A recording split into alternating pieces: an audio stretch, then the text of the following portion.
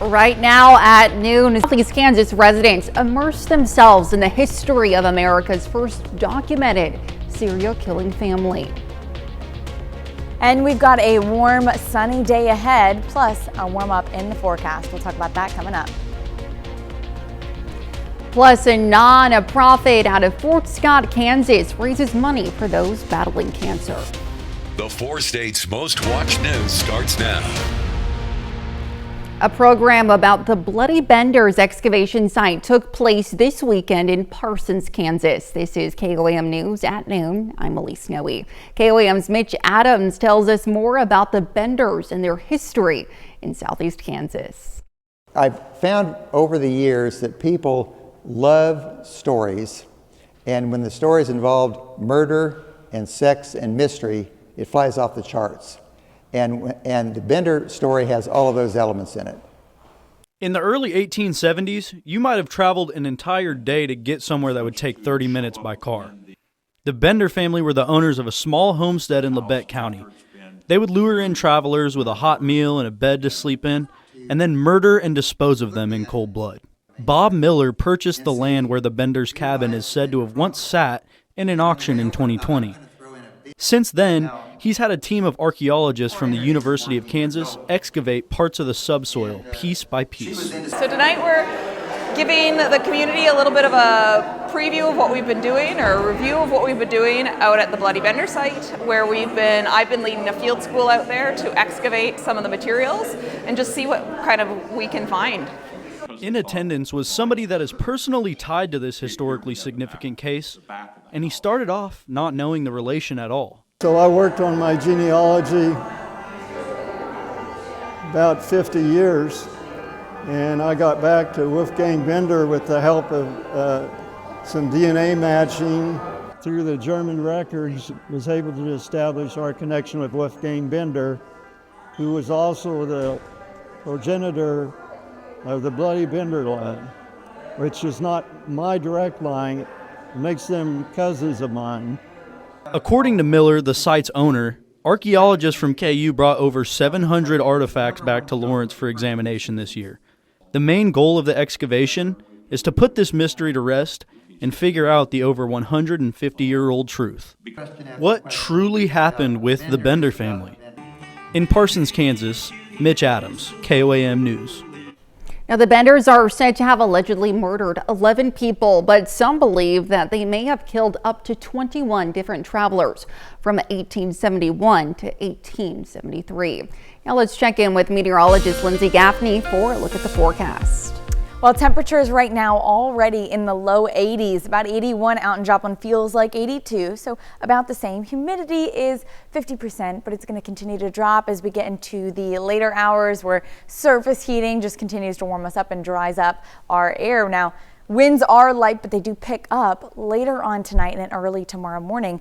We don't have much going on, though, other than a wind shift line and a dry line pushing in the morning. Now, it doesn't produce any rainfall, unfortunately, but it will drop our temperatures. So today, so far, we're up to about 81, so above average, and our low was upper 50s, which is closer to average, but unfortunately, we're going to continue to warm up over the next couple of days. Our low tonight only getting down as low as 62 degrees. So we're going to be at least 7 to 8 degrees above average for our low tonight. We cool down tomorrow, but we continue to warm up later in the week, even reaching low 90s. All of those details coming up. All right, see you soon, Lindsay. The 27th annual Carl Junction Bluegrass Festival kicked off Saturday. Now, attendees could listen to music from 9 bands, including Route 3, Spillwater Drive, and Red Bridge. The festival also hosted over 100 vendors with a variety of products and food trucks for people to enjoy. And for the kids, there was a kid zone complete with a petting zoo, bounce houses, and even a car smash. Well, Care to Share, a nonprofit organization based out of Fort Scott, Kansas, hosted a car show to raise funds for local individuals fighting cancer yesterday. Now, the Roland Nostalgia Car Club sponsored the event and brought in more than 100 cars for spectators to take in. Now, Care to Share's mission is to provide people fighting cancer a feeling of hope and assistance, and they can do so by raising funds through events like this one. Every little penny we get goes in someone's gas tank or pays to mow their yard, pays for a hotel room, pays for utility.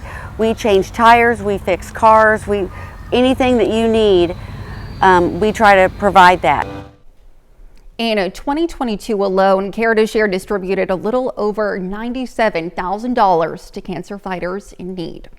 Well, Heritage Healthcare in Chanute held its 10th annual Hot Rods and Hot Dogs car show yesterday. A fun part of the car show is that the residents of Heritage Healthcare's nursing home choose the top 5 cars and top motorcycle of the show.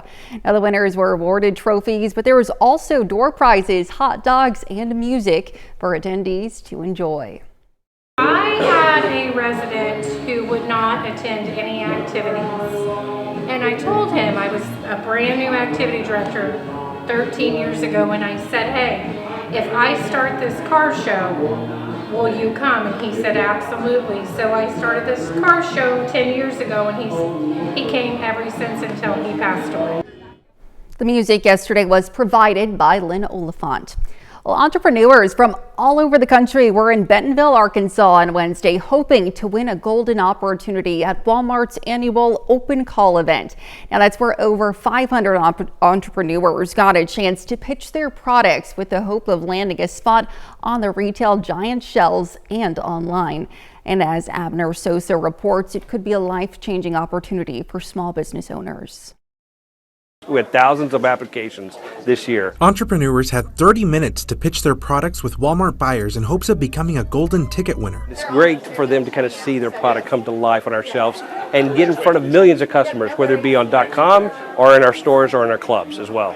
People who received a golden ticket today were thrilled, saying an opportunity like this can change their lives. For a small town, family-owned business, it's a game changer. It's a permanent trajectory changer, and we couldn't be more grateful and more excited to be a part. I would tell anybody that's thinking about coming to just try, because you never know what's going to happen, and everybody along the way was so much kinder, sweeter than I anticipated from such the biggest retailer in the world. After getting a golden ticket, winners get a chance to redesign their branding and packaging if they'd like, as well as find out how many stores their product will be in. Sometimes that could happen within a few months that they get on our shelves to maybe a few years, but it's an opportunity that's a starting of a process, a journey. Winners from previous years were welcomed back as mentors for the incoming entrepreneurs. They say since winning, the support hasn't stopped. Once we were in the stores, the support that we got from Walmart, the support that we got from the community around us was absolutely incredible.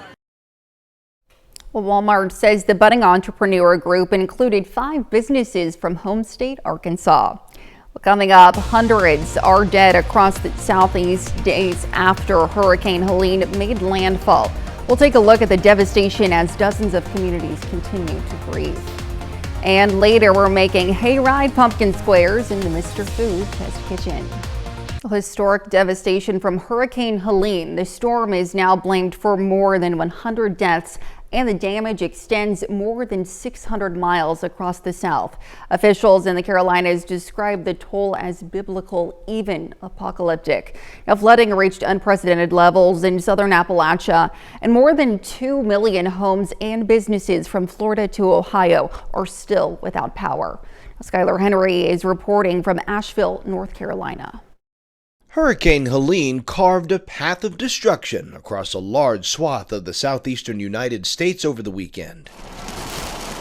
After slamming into Florida's Big Bend Thursday night with 140-mile-per-hour winds and 15-foot storm surges. The drone video over Horseshoe Beach west of Gainesville shows the extent of the destruction from the hurricane. Officials estimate that 90% of homes in the Gulf Coast town of Keaton Beach are gone. The devastation reached as far north as Tennessee. Dramatic video shows the moment this bridge in Greene County collapsed under the pressure of rising floodwaters. And in Georgia, nearly 600,000 people remained without power late Sunday night. A lot of cleanup, a lot of power lines down. Probably one of the worst storms Middle Georgia's ever seen. But the storm appears to have inflicted its worst damage in the Carolinas, where officials say more than 70 people have been found dead so far. A mother, Megan Dry watched as her 7-year-old son Micah and her parents got swept away into the flood. All were stranded on their roof when it collapsed into the water. Megan was rescued. Here in Asheville, catastrophic flooding cut off roadways, power lines, and cell service, isolating residents. 20 miles to the north, in the town of Marshall, Mayor Aaron Haney fears the cleanup could take years. Once all the water gets out of here and all the power gets restored, then we'll really be able to start a building process back. That's my neighbor's house. It's gone. One lifelong resident told CBS News that her entire neighborhood was destroyed. It's flooded before. It's gotten up to our bank and everything, and it's never been that bad. Skyler Henry, CBS News, Asheville, North Carolina. Well, still to come on KOAM News at noon, Mr. Food. Hay rides, apple picking, and pumpkin carving. It's a busy day in the test kitchen as we take a walk down memory lane. And we've got warm, dry air moving in. We'll talk about that coming up. Well, today is warming up to mid to upper 80s and mostly sunny skies. Let's go ahead and take a look outside at 7th and Range Line down in Joplin. Got some patchy clouds out there, though most of them will start to clear out as we get later into the afternoon. We're having a pretty good day today so far. Temperatures again warming up, but we are staying lower with humidity as well. Now we get into the overnight hours, we're going to start to see a wind shift line push in, and behind that front will be wind gusts gusting up to 30, 35 miles per hour, maybe even 40 miles per hour. Now we get into the midday Tuesday, wind gusts drop down to 15 to 20 miles per hour, and that stays like that for most of the day on Tuesday. So other than the early morning hour wind gusts, the rest of your day is not going to be super disruptive on Tuesday. Now, today, humidity stays less than 45%, which is good. It means humidity is not going to be too high, especially because temperatures are warming up to the upper 80s.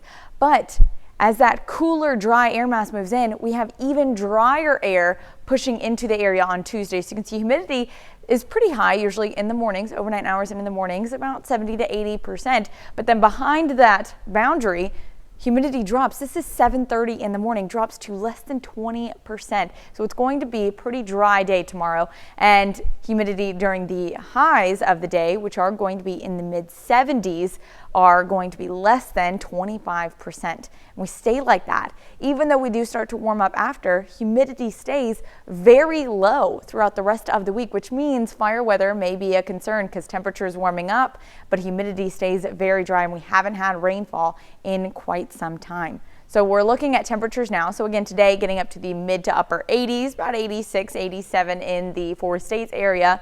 And then here comes that dry line and that cold front. So we're dropping down to mid 70s, mid to upper 70s, likely from 75 to about 78, 79 in the area tomorrow. So definitely about average on Tuesday. However, it's not long lived. Winds shift right back out of the south, as you can see, as we move into Wednesday, and then temperatures reaching mid to lower 80s, probably about 83 to 86 in our area. But then we warm up to low 90s on Thursday. Now keep in mind, humidity stays less than 25% all the way through the weekend, so temperatures reaching the low 90s and humidity staying low. Heat index will be low, but fire weather will be a concern, especially as we get into those 80s to 90 degree weather. But tomorrow it's going to be not so bad. A little windy in the morning to start out, but temperatures only reaching about 77, 78. Wednesday we warm right back up to mid 80s. Overnight lows are going to be in the low 60s, so well above average for this time of year as well. Now, we've got a couple of days where winds shift. That'll be Thursday night into Friday, so temperatures drop slightly then, and then Sunday night into Monday, so temperatures drop again about 5 to 6 degrees. Outside of that, our next chance for any type of rain in our area will be next weekend, which is October 12th through the 13th. That's when we're going to start to see our weather patterns shifting and actually see possibly some cooler fall October temperatures finally. Well, that would be nice. I'm looking forward to it. All right. Thanks, Lindsay. We'll stick around. We're making hayride pumpkin squares in the Mr. Food Test Kitchen. We'll be right back. Howard is sharing his recipe for hayride pumpkin squares in the Mr. Food Test Kitchen. Fall means different things to different people, depending on where they grew up. I'm from upstate New York, where the fall includes lots of apple picking, hay rides down country roads, and a trip to a pumpkin patch to find just the right pumpkin.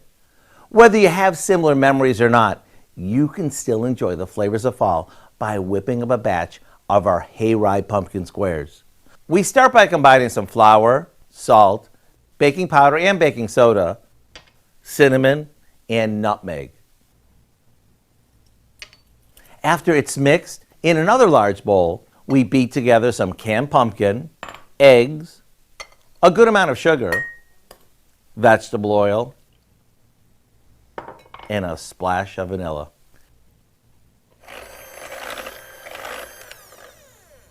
Now we add our dry ingredients to this, mixing it until it's smooth. Then into a baking dish it goes before popping it in the oven. While this bakes, don't be surprised if your neighbors stop by to see what smells so darn good. You can bet they'll stick around for a piece or two.